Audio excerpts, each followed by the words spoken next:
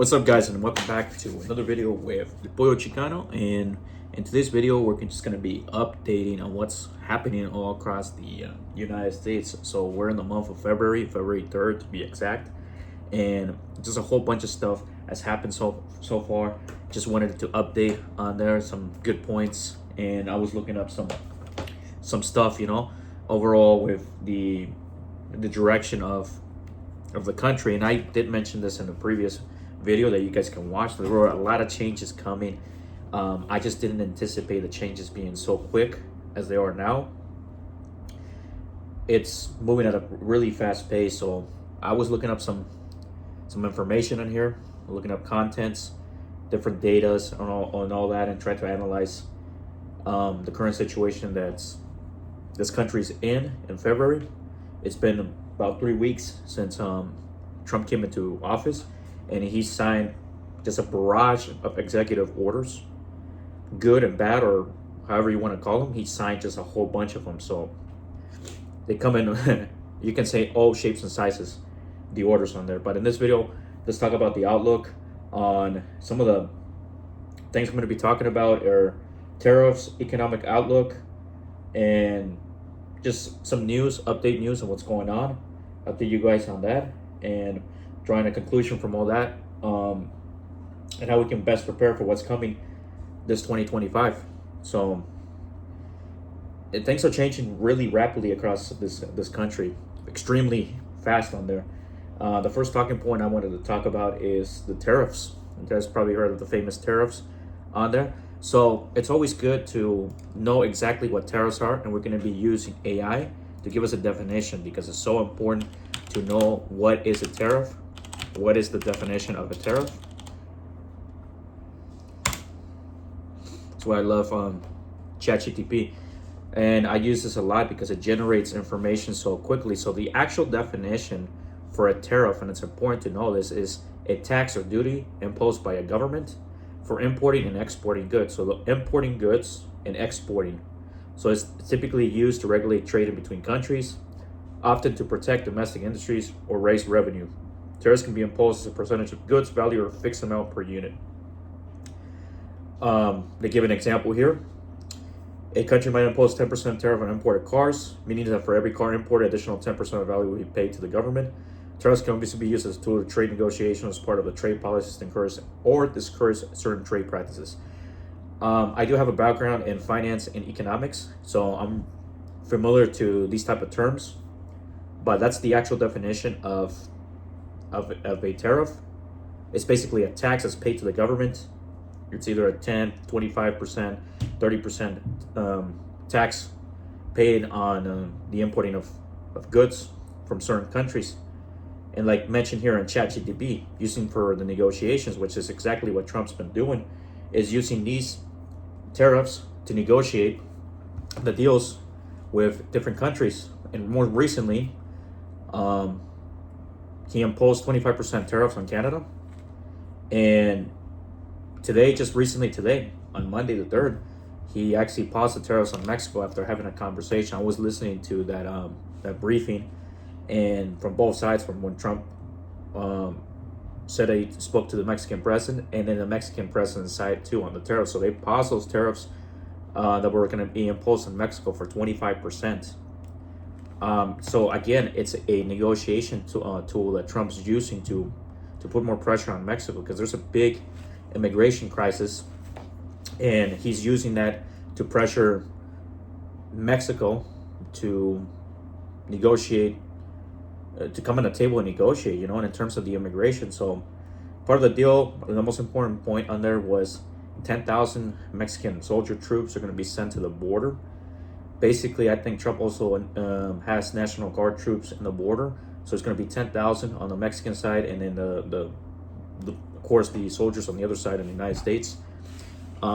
It's a big strategy on there, because they're also trying to stop this flow of drugs coming in. I looked at the data. There's tons of fentanyl coming in, and fentanyl is a drug that destroys anybody who uses that drug. It's a poison. It's a poison on there, and it's just a terrible drug. One of the most worst drugs I can say that that's out there on that. So they're putting pressure on Mexico, and they paused that for 30 days. So now they're going to be sitting on the negotiation table now with 10,000 troops and the border to try to stop that flow of immigration. And of course, the main part of it was to stop the drugs coming in from the southern border. Now, the 25% tariff that was done on Canada, now Canada responded maybe in a different way, but I don't know because he had a meeting, and I'm going to look it up just really quick. What was that meeting? That's what you love chat GTP, huh? Let me just.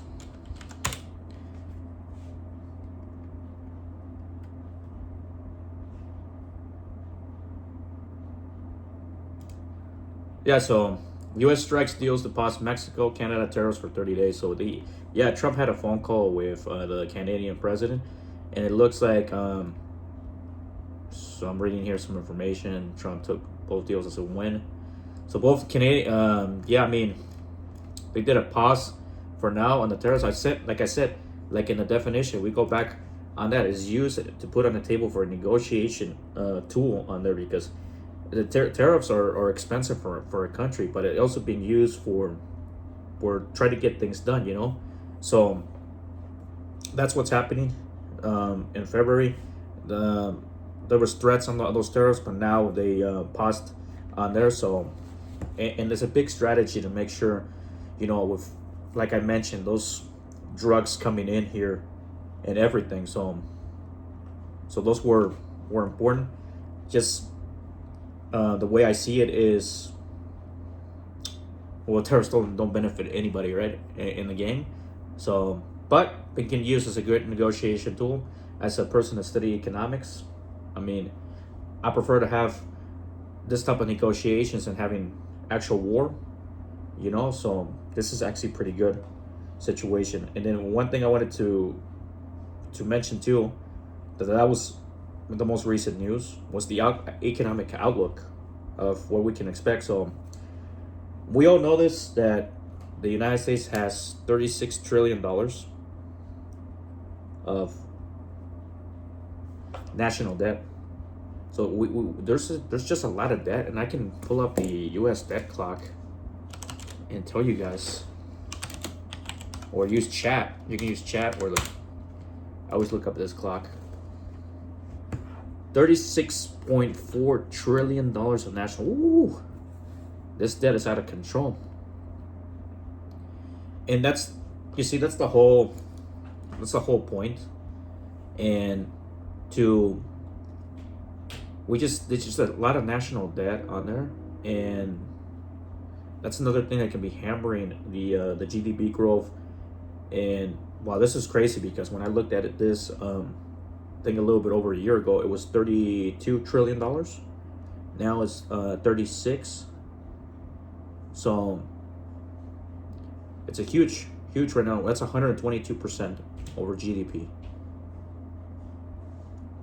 Gosh, that's a huge number. Just looking at this debt clock, just going up and up and up on there. That's crazy.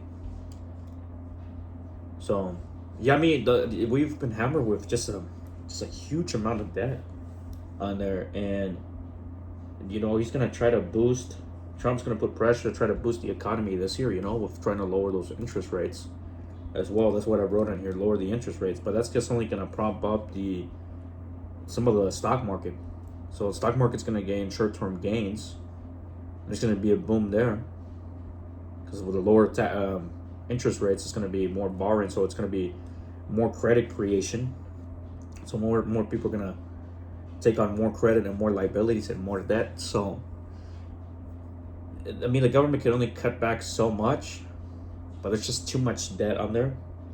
There's not really much else you can do. You can either raise the interest rates or lower the interest rates. In this case, the interest rates are going to go low, which that means that mortgage rates go down.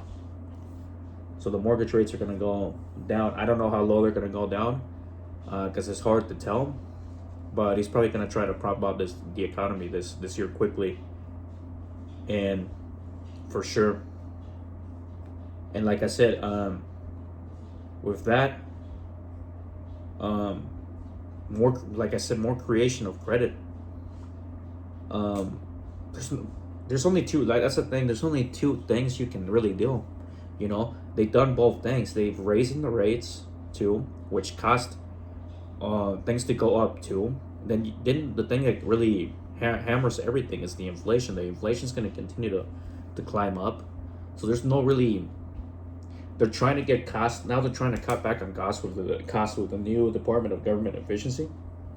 And also on that debt clock, it was showing me the how much they were cutting. I think it's like $54 billion so far cut. They're trying to cut government spending because that's what's needed to try to bring that debt down.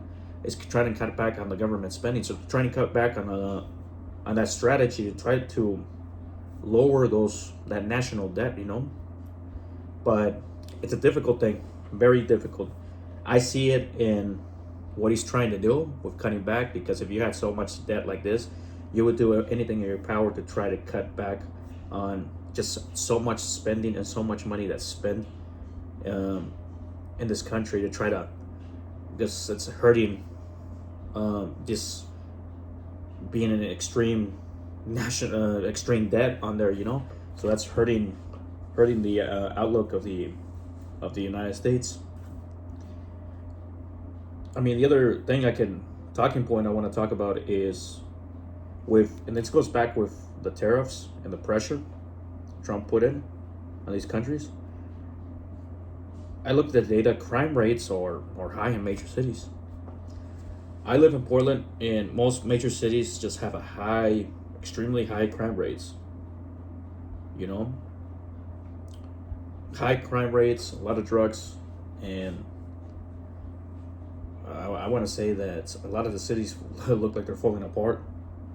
And we can't blame immigration for this, but there's also a lot of illegal immigration that's here that's connected to that crime. You know, it's just a percentage on there, but it's not everything. So I guess, you know, the drugs that pour in also have a big influence on the high crime levels in the country. So what can I say with that? I mean, I see the strategies. I mean, they see the strategies that they're playing out, and are they going to be effective? We're just gonna have to find out and see. You know, everything is just moving at such a quick pace. This with the tariffs, for me, this is no shock or surprise, because during his last administration, he actually did the same strategy with the tariffs. So for me, that is no surprise that tariffs are being implemented in different countries and using that as a negotiation tool, because it's the same tool that Trump used back when he was president the first term. So that makes sense. That is of no shock to me. What effects it's going to have this time, we're just going to have to find out and see. I think there's going to be more negotiation deals done on there. So use it if you can, and he's using it on there. So what is going to be looking, like I mentioned, inflation is going to continue to go up. I wrote on here my outlook, because it's an economic outlook on there, is the cost of living is going to go up. The only thing I see is the cost of living going up, but at a slower rate than it was within the last couple of years. But things are still going to get expensive, and the cost of living is still going to be strained.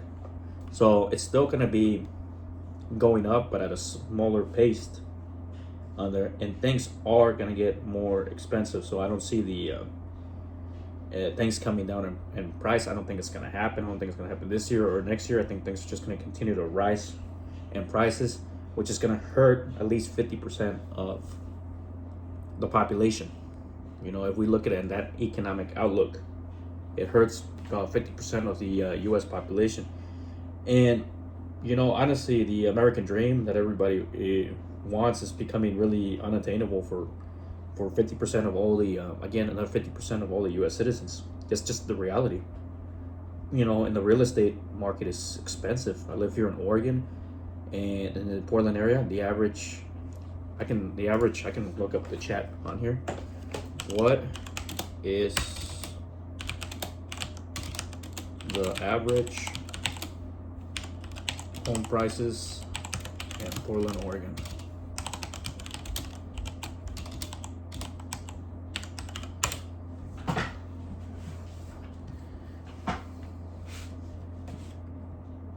No data.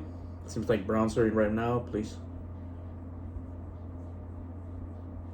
So yeah, I mean, you're looking at over $500,000 for an average home prices in that area, but with some states a lot higher than this. So the cost of living is really going up. You know, it's only becoming affordable to a small percentage of people.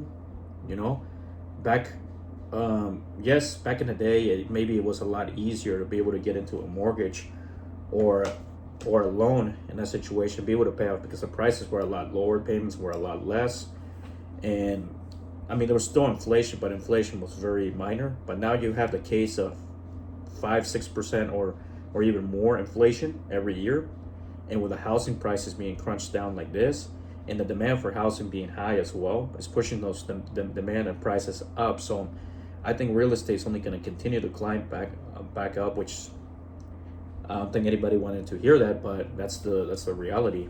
It's not going to go down. It's only going to go up. And then because I look at the data and I look at the trends from the last 2 years, and these trends have slightly declined with the higher interest rates, just because people couldn't afford to get into a loan. But now with interest rates going down, there's going to be more ability for people to be able to borrow and get into those houses with the lower rates, with 4-3% rates. I think that's what Trump wants to do, so that way they can get people into buying more houses. So there's going to be a slight increase in the real estate with demand in there and pushing up. So that's not going to be fixed. That's going to continue to go up. Cost of living is going to go up. So it's going to be hurting the average citizen. And I call this the micro level, which is us. All of us are living in the micro level. We're not big corporations or anything. We're living in a normal life, and with those lower interest rates, like I mentioned, real estate's only going to become more or less affordable for the average person. I mean, there's nothing we can do. It's just the reality that we live in. I honestly, I dream and I wish things were different, but they're not different. They're only gonna get a lot more expensive on there. And you know, I have a video on there. This country is only good for business. You know, this is my personal belief that United States is 100% business. Everything is business here, and it's ending up to, when we get a lot older, to try and maybe retire to a different country or a different place, because it's getting very difficult and expensive to be in this country. You know, I mean, even in Mexico, you know, construction prices, material prices are very expensive over there. So it's a trend, not just here. It's pretty much everywhere where it's getting expensive, but it's definitely, you're seeing more of it here now. More of it. So with all that said, I think the commercial real estate, and another talking point I want to talk, was the commercial real estate portion. And I think that's going to actually bust, I think, because you have a lot of empty office spaces. And I mean, Trump's trying to push everybody to get back to work, to fill up all those office spaces, but there's still going to be too much. The commercial real estate part, I see a lot of empty commercial real estate, and that's only going to get more empty, I feel, with AI coming in and the working from home trend that came in with the last couple of years. So people can actually, like an office here, like a home office that I have, you know, I work here, so I don't need a commercial property or a commercial place to do my business, because I do my office in here, my business, and that's just becoming a trend. So home office, commercial real estate is actually going to be more empty buildings. They're probably going to, what my idea is probably going to demo a lot of those empty commercial spaces, because remember, guys, in life, when something is empty, it's not going to be empty. The developers or builders buy that up, and then they're going to be building more apartment complexes. So you gotta actually analyze the trends. And I want to stick this video about 20 to 25 minutes because that's what I wrote on my notes. The last thing I wanted to mention after I talk about all this economic outlook is what I mentioned about the what is looking like more expensive. And the last point I was mentioning, there's always something that's going to be replaced with something else. So when commercial real estate becomes empty and the buildings, the properties are no longer in use, like I mentioned, they're going to come acquire all those, build apartment complexes. So the next big thing, next trend that's coming up in the construction side is the building of multi-unit homes or apartment complexes, homes with multiple units. Why do I say that? Because as costs go up for single family homes, and it's going to continue to climb up, people are going to become unaffordable to a big percentage, and it really is for a lot of people. So now the trend is going to slowly go into multi-unit homes. So there's going to be a lot of money pouring into the building those apartment complexes and getting people to rent apartments. So home ownership is actually going to continue to decline. And the single family homes that are bought out are going to be, yes, still in demand. There's going to be fewer of those built and more apartment complexes, because that's a trend that's going on for the last couple of years. I look around the area, a lot of the lots and areas are being bought by developers that are building multi-units. And I talked to a close friend, he was telling me that's the next big thing, is investing in multi-units, multiple units, apartment complexes, duplexes. That's where they're pouring their resources and their money into that. So that's just what's going to happen. The apartments are going to climb up. All those empty commercial real estate areas are going to be demoed and replaced with apartment complexes. They're just going to be filled with apartment complexes in the future. That's my outlook. I mean, that's what's going to happen. And I wrote in here how to prepare. The only thing you can prepare is by knowing what happened, knowing the trends, and bettering your life every single day.